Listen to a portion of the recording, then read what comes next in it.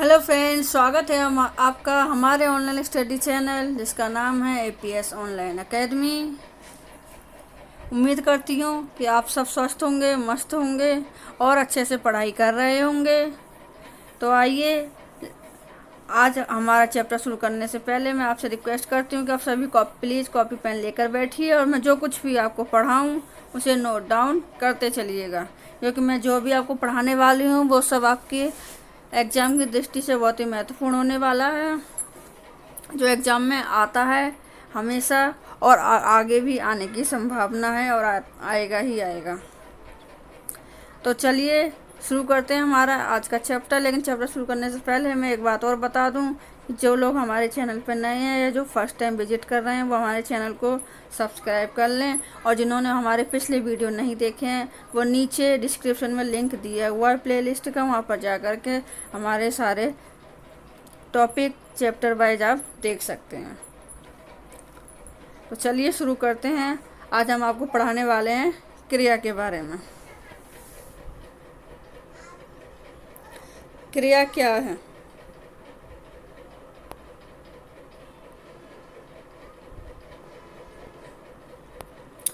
क्रिया क्रिया नाम से पता चला, क्रिया यानी कि कार्य का होना, क्रिया यानी कार्य का करना या होना। तो जिन शब्दों से किसी भी कार्य के करने या होने का बोध होता है उन्हें हम क्रिया कहते हैं। जैसे चलना, बोलना, लिखना, पढ़ना, सोना आदि। चलना एक क्रिया है, बोलना एक क्रिया है, लिखना भी क्रिया है, पढ़ना भी क्रिया है, सोना भी क्रिया है। जैसे बच्चे खेल रहे हैं, लड़कियां नृत्य कर रही हैं, दादाजी समाचार पत्र पढ़ रहे हैं। बच्चे खेल रहे हैं तो यहाँ खेलने की क्या हो रही है? क्रिया हो रही है, खेलने की क्रिया हो रही है। लड़कियां नृत्य कर रही हैं तो यहाँ नृत्य की यानी नाचने की क्रिया हो रही है। दादाजी पढ़ रहे हैं तो यहाँ पढ़ने की क्रिया हो रही है। तो उपर्युक्त वाक्यों में खेल रहे हैं, नृत्य कर रही हैं और पढ़ाई कर रहे हैं या पढ़ रहे हैं, किसी न किसी क्रिया, इनसे किसी न किसी क्रिया के होने का पता चल रहा है, किसी न किसी क्रिया के होने का पता चल रहा है। वास्तव में क्रिया ही वाक्य में किसी भी कार्य के करने या होने का या उसकी स्थिति का बोध कराती है।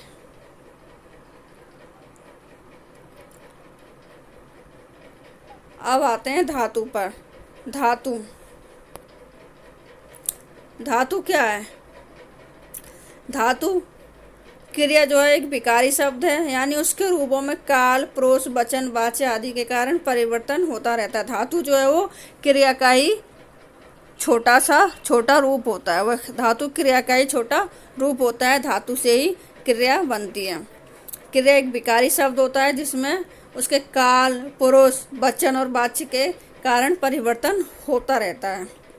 जैसे वह पत्र लिखता है, वह पत्र लिखती है, उसने पत्र लिखा, मैं पत्र लिखूंगा, उससे पत्र नहीं लिखा गया। यहाँ पे सभी वाक्यों में लिख धातु का प्रयोग किया गया है। सभी वाक्यों में लिख धातु का प्रयोग किया गया है। लिख धातु से बना है लिखना। जैसे वह पत्र लिखता है, वह पत्र लिखती है, उसने पत्र लिखा, मैं पत्र लिखूंगी, उससे पत्र नहीं लिखा गया है। तो एक ही धातु से इतने सारे वाक्य हम बना सकते हैं। तो धातु जो होता है वो क्रिया का लघुत्तम रूप होता है। ठीक है। क्रिया के विभिन्न रूपों में जो पद समान रूप से पाए जाते हैं, क्रिया के विभिन्न रूपों में जो पद समान रूप से पाए जाते हैं तथा क्रिया के मुख्य अर्थ को बताते हैं उन्हें हम धातु कहते हैं। या दूसरे शब्दों में हम ये भी कह सकते हैं कि क्रिया की लघुत्तम इकाई को ही हम धातु कहते हैं। जैसे चल, बोल, खा, लिख आदि, ये सब क्या है? क्रिया के मूल रूप हैं। क्या है ये सब? चल, बोल, खा, लिख, ये क्रिया के क्या है? मूल रूप है। तो क्रिया के मूल रूप को हम क्या कहते हैं? धातु कहते हैं। ठीक है। सहायक क्रिया। सहायक क्रिया क्या है? विभिन्न क्रिया रूपों में से मूल धातु को अलग कर देने से जो रूप बच जाता है, हम क्रिया के मूल धातु रूप में से हम क्रिया के मूल रूप में से जब धातु को अलग कर देते हैं तो उसे हम सहायक क्रिया कहते हैं। जैसे रीता नाच रही है, बच्ची ने खाना खा लिया है। तो रीता नाच रही है, तो इसमें रही क्या है, सहायक धातु है। नाचना, नाच क्या हो गया, नाच रही है, एक क्रिया हो गई, एक मूल धातु हो गई। नाच, नाच क्या है, मूल धातु है। इसको अलग कर दिया हमने, इसको अलग कर देने से कौन सा रूप बच गया, रही है, रही है बच गया। तो ये रही है क्या है, ये सहायक क्रिया हो गई। सहायक क्रिया यानी कि हेल्पिंग वर्ब, जिसको इंग्लिश में हम हेल्पिंग वर्ब कहते हैं। AGMR, इंग्लिश में AGMR हेल्पिंग वर्ब होती है, उसी को हिंदी में सहायक क्रिया कहते हैं। बच्चे ने खाना खा लिया, खा क्या है, धातु है, मूल धातु है, मूल रूप है क्रिया का। और खा लिया, इसमें से खा को अलग कर दो तो इसकी सहायक क्रिया क्या हो गई, खा की सहायक क्रिया हो गई लिया। क्या कर लिया है, खा लिया है। रीता क्या कर रही है, नाच रही है। मतलब जिसमें क्या क्या उत्तर मिल रहा है हमें, जिसमें क्या क्या प्रश्न पूछा जा रहा है और उसका उत्तर मिल रहा है कि रीता क्या कर रही है, नाच रही है, और बच्चे ने क्या खा लिया, खाना खा लिया है। ठीक है, तो जहाँ पे क्या क्या उत्तर निकल के आए और जहाँ पे मूल धातु का साथ में सहायक क्रिया का यूज होता है। ठीक है,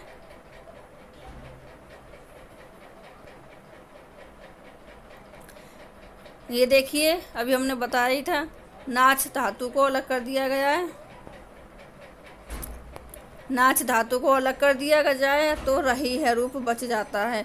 ऐसे हमने उसमें खा धातु को अलग कर दिया था तो लिया है रूप बच गया था। इसी को ही हम सहायक क्रिया कहते हैं। ठीक है, मुख्य क्रिया में सहायक होने के कारण इन्हें सहायक क्रिया कही जाती है, क्योंकि ये इनकी क्या कर रही हैं, सहायता कर रही हैं। इनकी क्या कर रही हैं, सहायता कर रही हैं। अगर हम नाच क्या कर रही है नहीं लगाएंगे, सहायक क्रिया नहीं लगाएंगे तो ये पूरा नहीं होगा अपने आप में। तो ये इसकी क्या कर रही है, सहायता कर रही है, इसलिए इसे क्या कहेंगे, सहायक क्रिया कहेंगे।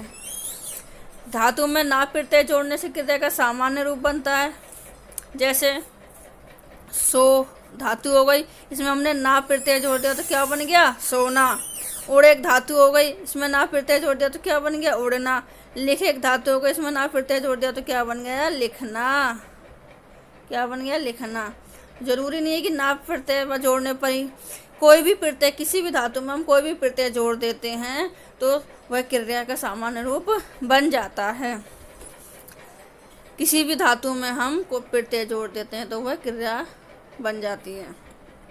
क्रिया के भेद कौन कौन से होते हैं। क्रिया का वर्गीकरण दो आधार पे किया जाता है।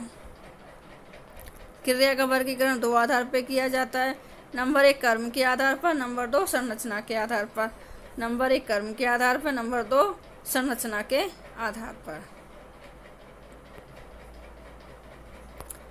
कर्म के आधार पर क्रिया के दो भेद होते हैं, सकर्मक क्रिया और अकर्मक क्रिया। सकर्मक क्रिया जो क्रिया जो है कर्म की अपेक्षा करता है, मतलब जिसमें कर्म प्रधान होता है, जिस क्रिया में कर्म प्रधान होता है, जो कर्म की सहायता से, जिसमें कर्म की सहायता से कार्य किया जाता है, वो क्या, वो कहलाती है, सकर्मक क्रिया कहलाती है। ठीक है, जिसमें कर्म की अपेक्षा का पता हमें कैसे लगेगा, क्या, किसको, किसे, क्या, किसको, किसे, इन सब प्रश्नों का उत्तर मिलेगा हमें।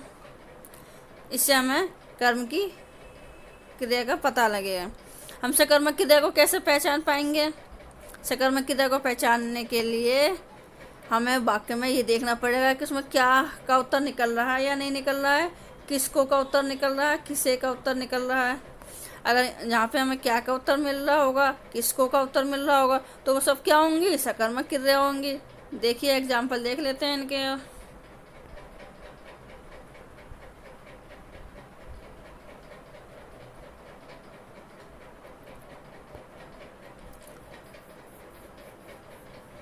ठीक है,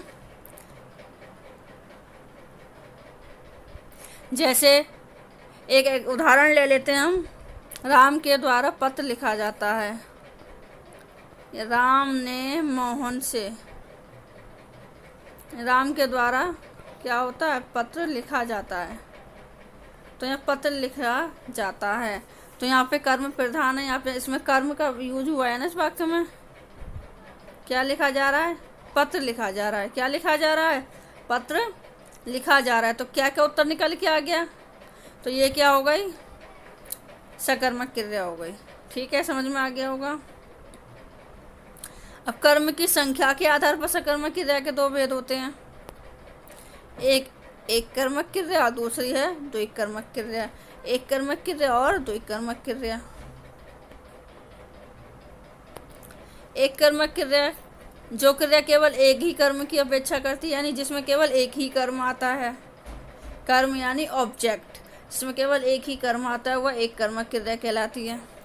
एक कर्मक क्रिया या तो प्रत्यक्ष कर्म की अपेक्षा करती है या अप्रत्यक्ष कर्म की अपेक्षा करती है। जिसमें जो कर्म आएगा वो या तो प्रत्यक्ष रूप में आएगा या अप्रत्यक्ष रूप में आएगा, या तो प्रत्यक्ष होगा या अप्रत्यक्ष होगा। जैसे बच्चे ने पत्र लिखा, तो क्या लिखा बच्चे ने, पत्र लिखा। क्या लिखा, पत्र लिखा। तो क्या का क्या मिल गया, उत्तर मिल गया ना। क्या लिखा है बच्चे ने, पत्र लिखा है। तो ये क्या हो गया, एक प्रत्यक्ष कर्म हो गया। पिताजी ने मोहन को पीटा। किसको पीटा, मोहन को पीटा है। किसको पीटा, मोहन को पीटा। तो यहाँ पे किसको पीटने का उत्तर निकल के आया, क्या निकल के आया, मोहन को।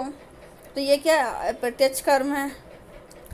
तो दूसरे शब्दों में हम ये कह सकते हैं, जहाँ पर निर्जीव वस्तुओं के बारे में कोई बात की जाए, जहाँ पर निर्जीव वस्तुओं के बारे का कोई उत्तर निकल के सामने आए, उसे प्रत्यक्ष कर्म। जहाँ पर सजीव वस्तुओं के बारे में बात की जाए, वह जैसे पत्र लिखा, पत्र क्या है, एक निर्जीव वस्तु है, तो यहाँ पर प्रत्यक्ष कर्म हो गया। मोहन को पीटा, तो मोहन क्या है, सजीव प्राणी है, सजीव है, तो यहाँ पे अप्रत्यक्ष कर्म आ गया। ठीक है ना। यहाँ पे क्या क्या उत्तर निकले, वह प्रत्यक्ष कर्म हो गया। जहाँ पे किसको और किसे का उत्तर मिले, वहाँ पे प्रत्यक्ष कर्म होता है। तो ये एक कर्मक क्रिया के उदाहरण थे। अब द्विक कर्मक क्रिया देखते हैं। द्विक कर्मक क्रिया क्या है, द्विक कर्मक क्रिया जो क्रिया दो कर्मों की अपेक्षा करती है, द्विक कर्मक क्रिया कहलाती है। यानी जिस क्रिया में दो कर्म होते हैं, एक कर्मक क्रिया में एक ही कर्म था, इसमें दो कर्म होंगे। जैसे वो दोनों कर्म प्रत्यक्ष और अप्रत्यक्ष दोनों की ही अपेक्षा करते हैं, इसमें भी वही प्रत्यक्ष और अप्रत्यक्ष दोनों ही हो सकते हैं। जैसे माँ ने बच्चे को मिठाई दी, माँ ने बच्चे को मिठाई दी, तो इसमें प्रत्यक्ष भी आ रहा है और प्रत्यक्ष भी आ रहा है। माँ ने क्या दी, माँ ने क्या दी, मिठाई दी। माँ ने क्या दी, मिठाई दी, तो मिठाई क्या हो गई, प्रत्यक्ष हो गई। माँ ने किसको मिठाई दी, किसको का उत्तर निकल के आ रहा है, क्या दी, मिठाई दी। क्या क्या उत्तर मिल गया हमें, तो ये हो गया प्रत्यक्ष। किसको दी, बच्चे को दी। किसको दी,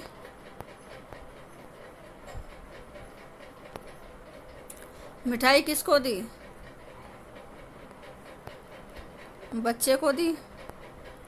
तो किसको का उत्तर निकल गया, तो ये प्रत्यक्ष कर्म हो गया। और क्या दी, मिठाई दी। यहाँ पे क्या क्या उत्तर निकल के आ गया, तो ये प्रत्यक्ष कर्म हो गया। तो यहाँ पे प्रत्यक्ष और प्रत्यक्ष दोनों ही कर्म आ रहे हैं एक साथ, तो ये क्या हो गया, द्विक कर्मक क्रिया हो गई, क्योंकि इसमें दो कर्म आ रहे हैं। माँ ने बच्चे को मिठाई दी। माँ ने किसको मिठाई दी, बच्चे को दी। माँ ने क्या दी, मिठाई दी। तो इस तरह से इसमें दो कर्म प्रधान है, तो ये द्विक कर्मक क्रिया हो गई। अकर्मक क्रिया।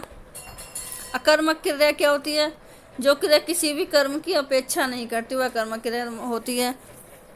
मतलब जिसमें कोई कर्म नहीं होता, बिना कर्म के जो भी वाक्य बनता है वो क्या है, अकर्मक क्रिया है, जिसमें ऑब्जेक्ट नहीं होता।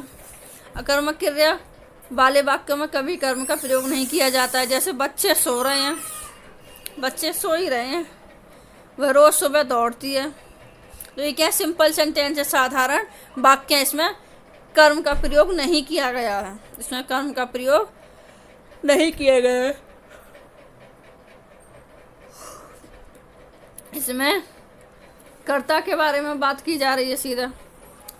कर्म का प्रयोग नहीं किया गया। बच्चे सो रहे हैं, ठीक है, सो रहे हैं, बच्चे सो रहे हैं तो मतलब वो कोई कार्य नहीं कर रहे हैं, वो सो ही रहे हैं। वह रोज़ सुबह दौड़ती है, ये भी ठीक है, लेकिन इसमें कोई कर्म नहीं आया है। कैसे दौड़ती है, कैसे नहीं दौड़ती, वो सब नहीं बताया गया ना, सिर्फ इतना बताया कि वो रोज़ सुबह दौड़ती है, ठीक है। तो ये क्या है, कर्मक क्रिया है, ठीक है।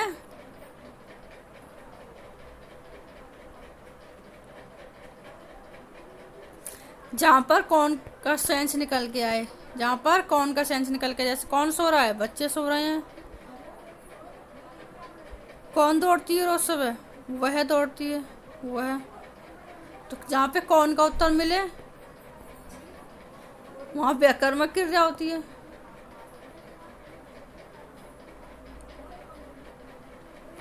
संरचना के आधार संरचना के आधार पर संरचना के आधार पर क्रिया के कितने भेद होते हैं? संरचना के आधार पर क्रिया के 4 भेद होते हैं। सरल क्रिया, संयुक्त क्रिया, नामिक क्रिया और प्रेरणार्थक क्रिया। सरल क्रिया, संयुक्त क्रिया, नामिक क्रिया और प्रेरणार्थक क्रिया। आइए इनके विषय में चर्चा करते हैं।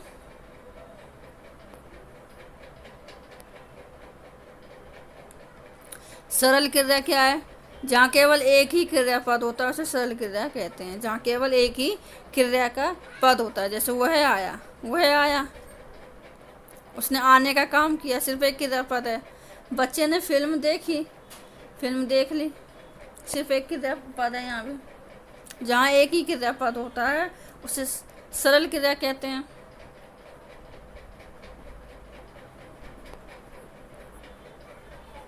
संयुक्त क्रिया किसे कहते हैं? जहाँ 2 या 2 से अधिक क्रियाओं के योग से बनी ऐसी क्रिया जिसमें पहली क्रिया का मुख्य अर्थ होता है और दूसरी क्रिया का अपना अर्थ नहीं होता। जैसे ये देखें, संयुक्त क्रिया नाम से स्पष्ट हो रहा है कि यहाँ पे 2 या 2 से अधिक क्रियाओं का योग से बनी है। वह क्रिया जो 2 या 2 से अधिक क्रियाओं के योग से बनी होती है,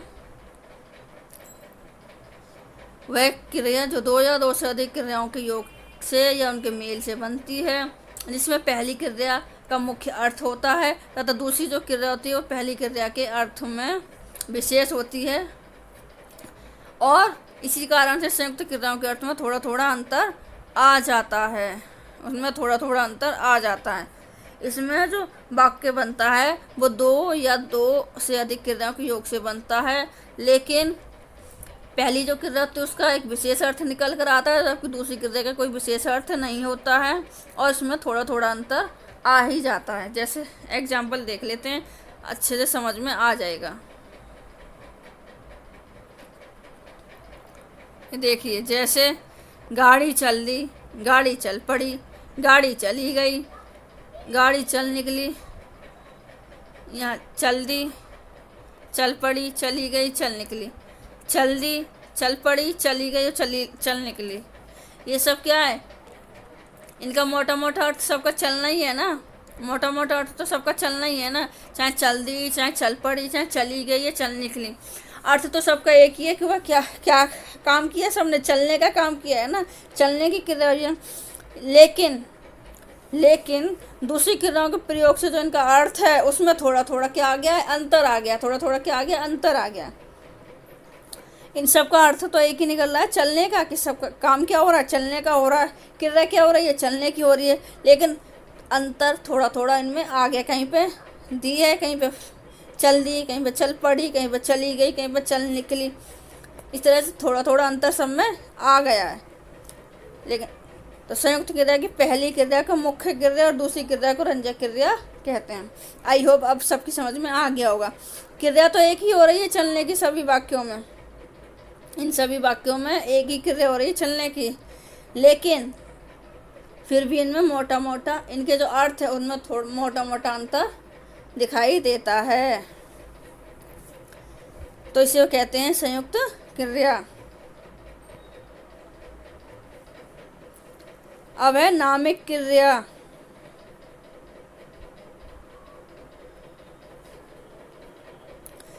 संज्ञा, सर्वनाम अथवा विशेषण का किसी प्रत्यय के साथ संयोग होने पर जो क्रियाएं बनती हैं उन्हें नामिक क्रियाएं कहते हैं।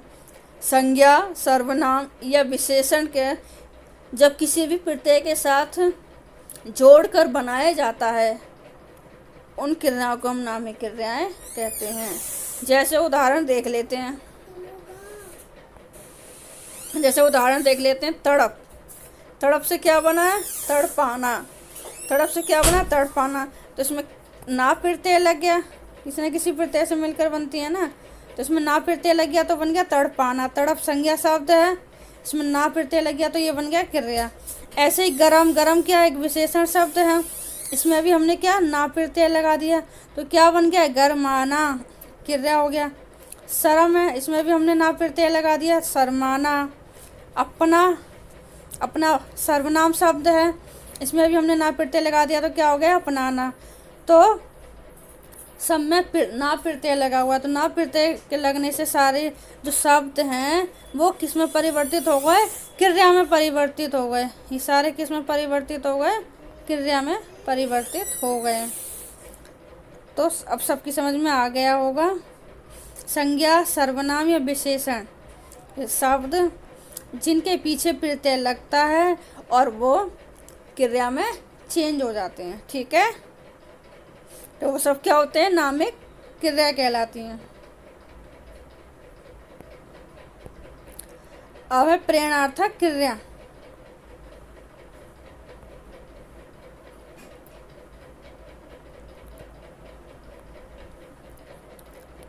प्रेरणार्थक क्रिया जिस क्रिया से यह पता चले कि कर्ता स्वयं कार्य ना करके किसी दूसरे को काम करने के लिए प्रेरित करता है उसे प्रेरणार्थक क्रिया कहते हैं।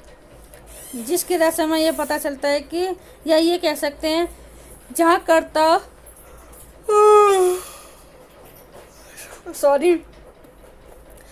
कर्ता स्वयं काम ना करके यानी खुद से काम ना करके किसी दूसरे के जरिए कोई काम करवाता है तो उसे हम प्रेरणार्थक क्रिया कहते हैं। जैसे माँ ने नौकर से कपड़े धुलवाए। माँ ने नौकर से, यहाँ काम तो हो रहा है धुलवाने का, लेकिन यहाँ खुद से काम नहीं किया जा रहा है, यहाँ किससे काम करवाया जा रहा है? नौकर से। तो माँ ने किससे काम करवाया? नौकर से। कपड़े किससे धुलवाए? नौकर से कपड़े धुलवाए। तो यहाँ किसी दूसरे के द्वारा काम किया गया है, यहाँ खुद काम ना करके हमने किसी दूसरे से काम करवाया। तो इस सेंटेंस में माँ ने खुद काम ना करके नौकर से काम करवाया है, तो इसलिए क्या हो गया? प्रेरणार्थक क्रिया हो गया। धुलवाया, धुलवाया क्या हो गया? प्रेरणार्थक क्रिया हो गया, ठीक है ना, क्योंकि इस वाक्य में माँ ने स्वयं कार्य ना करके नौकर को कार्य करने की प्रेरणा दी है, तो इसलिए ये प्रेरणार्थक क्रिया हो गया, ठीक है। इसी के साथ हमारा आज का ये चैप्टर ख़त्म होता है। आपको हमारा ये चैप्टर कैसा लगा हमें कमेंट बॉक्स में कमेंट करके ज़रूर बताइएगा। अगर आपको हमारा वीडियो अच्छा लगा तो अपने दोस्तों के साथ में शेयर कीजिएगा, लाइक कीजिएगा और हमारे चैनल को सब्सक्राइब ज़रूर कर लीजिएगा, जिससे हमारे सभी वीडियो का नोटिफिकेशन आपको समय पर मिलते रहें। और प्लीज़ प्लीज़ प्लीज़ हमारे चैनल को लाइक ज़रूर करें। आप लोग लाइक नहीं करते हैं, जिससे हमें मोटिवेशन नहीं मिलता है।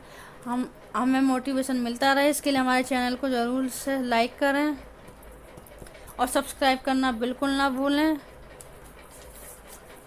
आशा करती हूँ कि आप सब स्वस्थ होंगे, मस्त होंगे, आप हंसते रहें, खेलते रहें, मुस्कुराते रहें।